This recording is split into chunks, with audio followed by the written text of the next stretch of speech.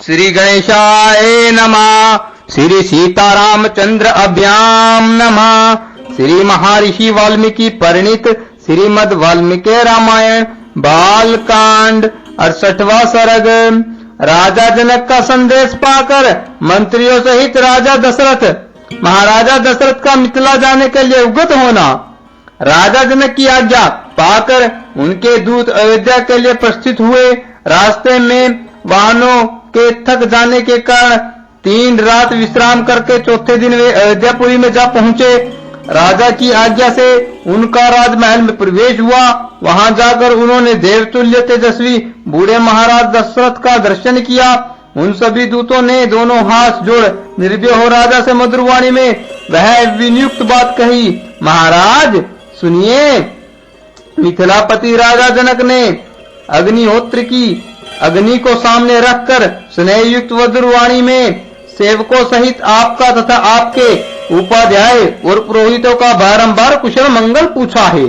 इस प्रकार व्याग्रता रहित कुशल पूछकर मिथिलापति विदेह राज ने महर्षि विश्वामित्र की आज्ञा से आपको यह संदेश दिया है। राजन सुनिए, आपको मेरी पहले की हुई प्रतिज्ञा का हाल मालूम होगा। मैंने अपनी पुत्री के विवाह के लिए पराक्रम का ही शुल्क नियत किया था। उसे सुनकर कितने ही राजा अमरस में बरे हुए आए, किंतु यहाँ पराक्रमहीन सिद्ध हुए और विमुख होकर घर लौट गए। नरेश्वर सुनिए, मेरी इस कन्या को विश्वामित्र जी के साथ अकस्मात घूमते फिरते आए हुए आपके पुत्र श्री राम ने अपने पराक्रम से जीत लिया है। बाहुबाहो सुनिए, महात्मा श्री राम ने महान जन समुदाय के मध्य मेरे यहाँ रखे हुए रतन स्वरूप दिव्य धनुष को बीच से ही तोड़ डाला। अंत में इन महात्मा श्री रामचंद्र जी को अपनी वीर्य शुल्का कन्या सीता प्रदान करूंगा। ऐसा करके मैं अपनी प्रतिज्ञा से पार होना चाहता हूँ।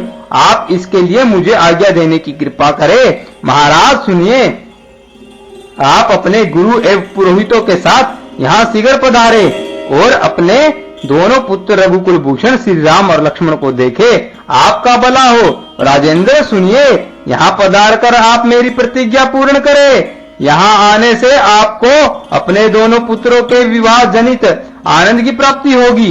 राजन सुनिए, इस तरह विदेह राज ने आपके लिए यह मधुर संदेश भेजा था। इसके लिए उन्हें विश्वामित्र जी की आज्ञा और सतानंद जी की सम्मति भी प्राप्त हुई है। संदेह वाहक मंत्रियों का यह वचन सुनकर राजा दशरथ बड़े प्रसन्न हुए।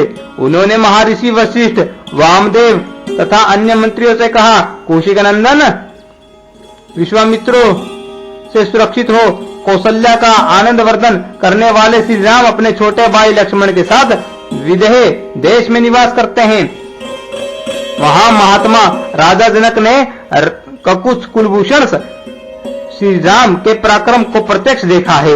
इसलिए वे अपनी पुत्री सीता का विवाह रघुकुल रतन राम के साथ करना चाहते हैं।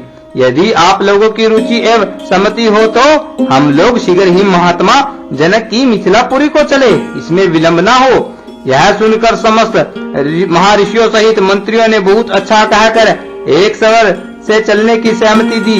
राजा बड़े प्रसन्न हुए और मंत्रियों से बोले, कल सवेरे ही यात्रा कर देनी चाहिए। महाराजा दशरथ के सभी मंत्री समस्त सद्गुणों से संपन्न थे। राजा ने उनका बड़ा सत्कार किया।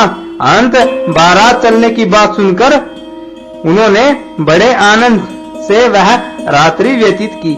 इस प्रकार श्री वाल्मीकि निर्मित आर्ष रामायण आदि काव्य के बाल कांड में 68वां सर्ग पूरा हुआ।